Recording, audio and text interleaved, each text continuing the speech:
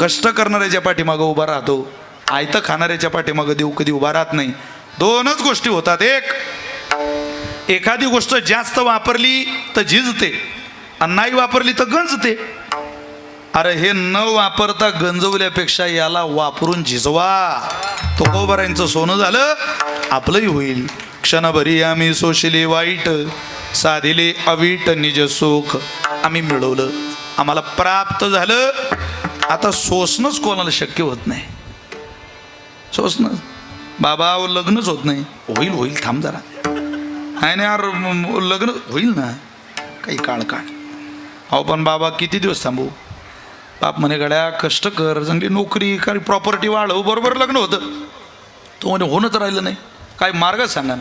त्याचा बाप म्हणे प्रॉपर्टी वाढवल्याशिवाय, आपलं सगळं वाढल्याशिवाय लग्न होणार नाही.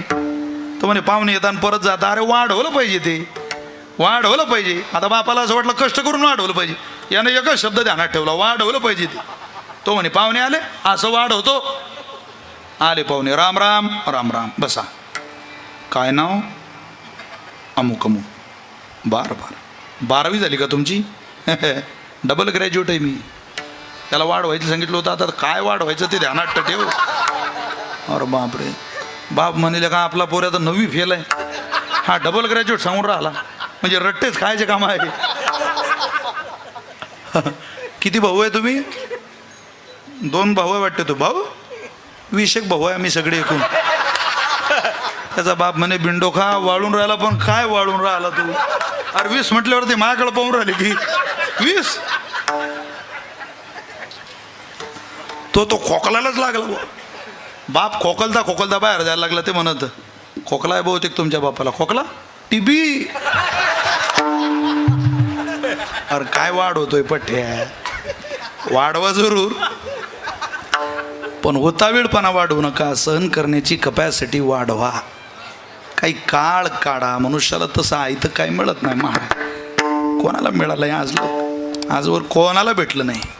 पण तुम्हाला जर कष्टानं काही मिळवायचं असेल तर देव समाजापुढं यातना सांगू नका. त्याला सांगा, किसको रिश्ते गिनवाऊ, किसे जात दिखाऊ मैं, क्या क्या जख्म दिए जग ने, किसे घात दिखाऊ मैं.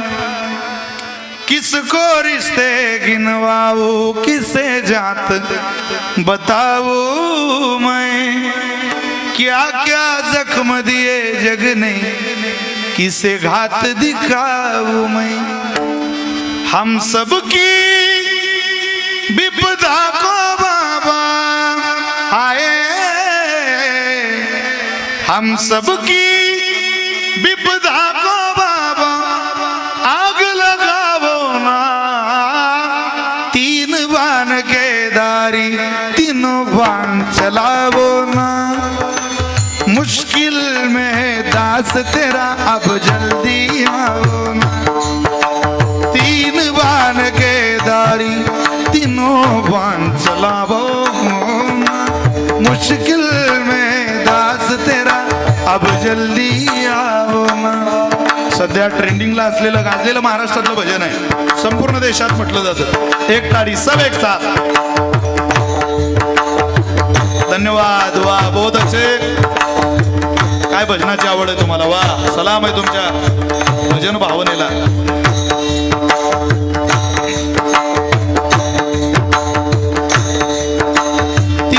बाण केदारी, तीनों बाण चलावो ना. मुश्किल में दास तेरा अब जल्दी आओ ना.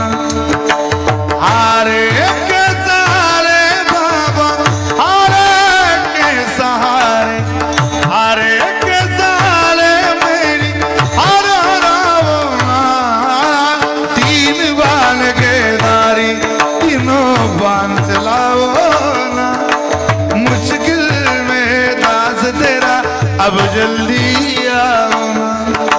तूफानों ने घेर लिया, मुझे राह नजर ना आवे. तुम बिन मेरा कौन जो मेरी बाह पकड़ ले जावे. तूफानों ने घेर लिया, मुझे राह नजर ना आवे. तुम बिन मेरा कौन कुछ पूछे ओ,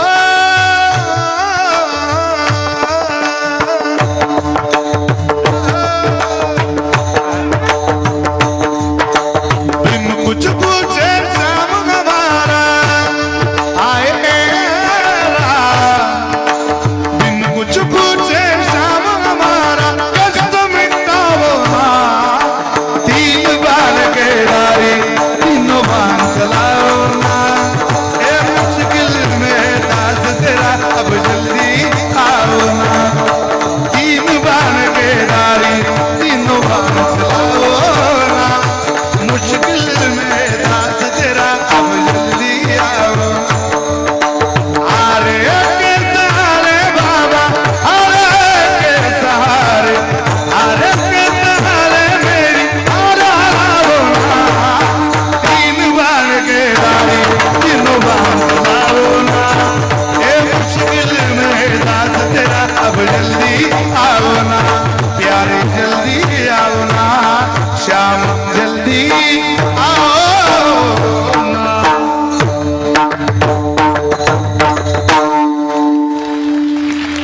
अरे काय जगाला आवाज देता गेवराईकर, जगाच्या मालकाला आवाज द्या, धावून येईल तुमच्या करता. यातलं नाही येत कोणी धावून. अरे धावून येण्याची तर लोक वाट पाहत होते. परवा प्रेत यात्रा चालू होती, त्या प्रेत यात्रेत एक घुसला. अरे बापरे म्हणे काय गर्दी आहे हो, संपलंय माझं कीर्तन बरं का. काय गर्दी हो, कोण वारलो तुम्हाला? ते 4 खांद्यांच्या जो वरती आहे ना, माझ्या अंदाजानं तोच वारला. अरे म्हणजे तुला उत्तर देता येतं का, कळतं का तुला काही? तो पुढं गेला, कोण वारलं कोण वारलं कोण वारलं. समोर एक जण चालत होता, त्याच्या उजव्या हातात मडकण, डाव्या हातात कुत्रं होतं. तो म्हणे राम राम राम राम. कोण वारलं? बायको वारली. मडक विधी, कुत्र तेच तिला चावलं म्हणे. आता इतक्या अडचणीच्या काळात आपल्या मदतीला जो धावून येतो त्याला घरी कसं ठेवू, म्हणून मी आपल्या सोबत आणलं त्याला. तो विचारायला आलेला म्हणे का हो, कुत्र तर कामाचा आहे राजा आहे, तुम्ही 2-3 दिवस आपल्याला कुत्र द्या. तो म्हणे येळा झाला का तू, हे मागच्या अंत्यविधीला नाही निम्मे कुत्र्यालाच येलाय, तू रांगेत उभा राहा फक्त. रांगेत दुःख मिटवण्याची लोक वाट पाहत आहे, मिटत नाही. त्याच्याकरता सोसा दुःख मिटवल्याशिवाय राहत नाही. तुम्हाला एका उदाहरणाची आज जाणीव करून देतो आणि समारोपाच्या दिशेनं प्रवास करतो. तारीख घेताना काही पूर्ण अभंग सुटला पाहिजे असं ठरलं होतं का चाटे सर आपलं? तुम्ही काय क्लेम दाखल करू शकत नाही आमच्यावर, कोणा वेळ संपली कीर्तन संपलं त्याला काय. जसं महाराष्ट्रामध्ये पंढरपूरला दिंड्या जातात तसं जगन्नाथपुरीला दिंड्या जाण्याची पद्धत आहे. जगन्नाथपुरीला दिंडी चालली आणि जगन्नाथाला दिंडी जात असताना त्या दिंडीमध्ये एक सज्जन नावाचा वारकरी सहभागी झाला होता. अत्यंत सदाचारी जीवन. सज्जन महाराज वारकरी झाले, दिंडीत सहभागी झाले. गेवराईला दिंडी आली की जशी मुक्ताबाईच्या पालखी सोहळ्याची वाटप होते, 4 वारकरी आमच्याकडं, 5 वारकरी आमच्याकडं, 10 वारकरी आमच्याकडं, अशी वाटप करता की नाही तुम्ही? आता मला असं वाटतं आता भगवान महादेवाच्या दरबारामध्ये आपण सामूहिक भोजन ठेवतो. आधी वाटपच व्हायची. मी यावर्षी कीर्तन केलं गेवराईला पालखी सोहळ्यात. तळावर माझं कीर्तन योगायोगानं मला संधी भेटली होती तळावर सेवा करण्याची, गेवराईतच भेटली. काय झालं, तसं मुक्कामाची पद्धत तिथं अशी का वाटप व्हायची. रोज भजनाच्या आवडीत असलेले सज्जन महाराज वारकरी भजन करत चालायचे आणि भजन करता करता करता करता गाव आलं, समारोप झाला दिंडीचा. वारकरी विनंती करायला यायचे गावकरी, आमच्याकडे जेवायला चला, आमच्याकडे जेवायला चला. एक साधक आला आणि म्हटलं महाराज आमच्याकडे चला, 2 घास जेवण करा, आराम करा, पहाटे काकड्याला या. बरं बरं येतो. सज्जन महाराज त्यांच्याकडे गेले आणि थांबले मुक्कामाला. भोजन घेतलं, प्रसाद खाल्ल्याबरोबर झोप लागली. कष्ट केलेल्या माणसाला लगेच झोप लागते. भूक ना मागे चबानावर नींद ना मागे बिछाना. ज्या माणसाला ओरिजिनल झोप आली त्याला पाठ टेकली की झोप, त्याला ओरिजिनल भूक लागली ताट पुढं आलं की जेवण. ज्या बाईच्या हातात दिवसभर रिमोट आहे ती बाई रात्री म्हणते मुझे नींद नाही, मुझे चैन नाही, तू कापूस चले जरा, 3 दिवस झोपशीन 3, तुला उठवायला इंजेक्शन देणं पडेल, उठून काऊन नाही राहिले बाजून. अरे कष्ट माणसाला झोपवता, आराम माणसाला जाग ठेवतो. सज्जन महाराज दिवसभर आपल्याला झोप लागली त्यांना. मध्यरात्रीला त्या घराच्या मालकीने दार उघडलं आणि सज्जन महाराजांकडे आले. महाराज उठा. तुम्ही घरात आले तेव्हापासूनच तुमच्याकडं माझा डोळा होता. तुम्ही माझा स्वीकार करा. सज्जन महाराज म्हटले, अगं कोण तुला श्री म्हणेल? घरात तुझा नवरा झोपलाय आणि तू मला आवाज देते. तुझ्या इतकी नालायक बाई माझ्या आयुष्यात कधी पाहिली नाही. अगं तुझ्यापेक्षा तर एखादी वेश्या बरी, हे तिचा व्यवसाय तरी थाटू नये. तू सोंग करते. जा निघून जा. ती म्हणे मला हात लावायला तुम्हाला माझा नवरा अडचणीच आहे. आत गेली, पलंगाखालचा कोयता काढला. गेवराईकर सजन महाराजांना आवाज देऊन नवऱ्याचं मुडकं तोडून टाकलं. महाराज रक्ताचा पाठ व्हायला लागला. थरथर थरथर थरथर थरथर कापायला लागले. लटलट कापणाऱ्या सजन महाराजांकडे ती बाई परत आली. ती म्हणे, महाराज ज्याचा धाक होता तो गेला, आता माझा स्वीकार करा. केसाला सुद्धा तुमच्या धक्का लागणार नाही, तुमच्यावर आरोप सुद्धा होणार नाही, नाळ येणार नाही. ते म्हटले, जी शरीराची भूक भागवण्याकरता जी बाई स्वतःच्या नवऱ्याला संपवू शकते, त्या नालायक बाईच्या नादाला मी लागून काय करू? आग लाव तुझ्या सौंदर्याला. मी मात्र तुझ्या घराच्या बाहेर पडतोय. बाहेर जशी पडली तशी आरडाओरड केली. त्या बाईनं गाव गोळा केलं. देव जग खरा खोट्याचा निवाळा करत नसतं महाराज. काय खरं काय खोटं याच्या बंधात माणसं पडत नाही. माणसं दुसऱ्याच्या आयुष्याचे न्यायाधीश आहे आणि स्वतःच्या आयुष्याचे वकील आहे. दुसरा गुन्हेगार आहे म्हणून माणसं